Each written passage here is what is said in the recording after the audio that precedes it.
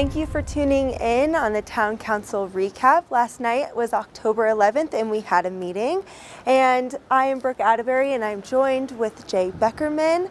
How are you today, Jay? Oh, fantastic. It's another beautiful day in October when foliage is still at its peak. Great, awesome.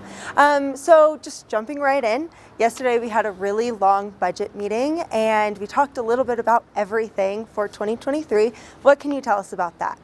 And we really were able to discuss what the town does with the $174 million that it gets in revenues per year.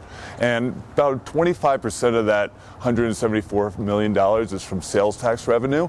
And our finance department and Dave and the whole staff are such great stewards of all of that money and spending it on things such as housing, childcare, and most importantly, our staff, the bus drivers, the police officers, the plow drivers, and really kind of going through to make sure that our housing projects and our capital projects are what is necessary still at this point.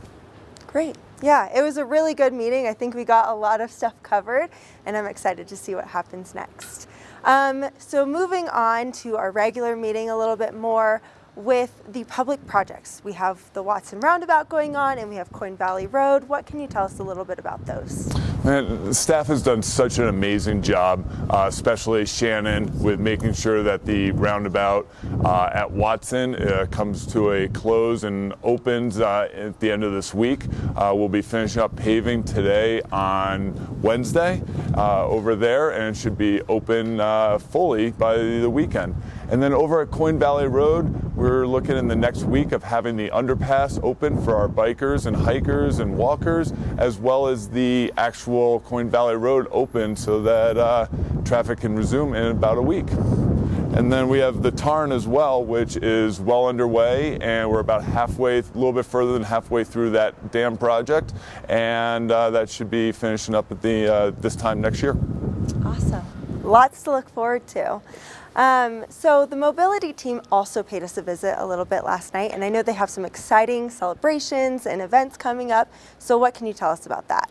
Well, Breck Free Ride is going to be celebrating their 25th anniversary next month, and that's going to correspond perfectly with our 1 millionth rider. And so we're looking forward to doing some celebrations, and there'll be some events for the public to attend, and we're excited to have that happen.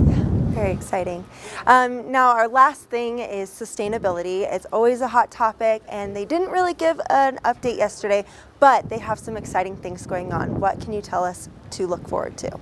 Well, we just passed and got the sustainability plan passed 2 weeks ago at our last meeting, and that's the first sustainability plan in 12 years, and it really goes in and drills down on some great details.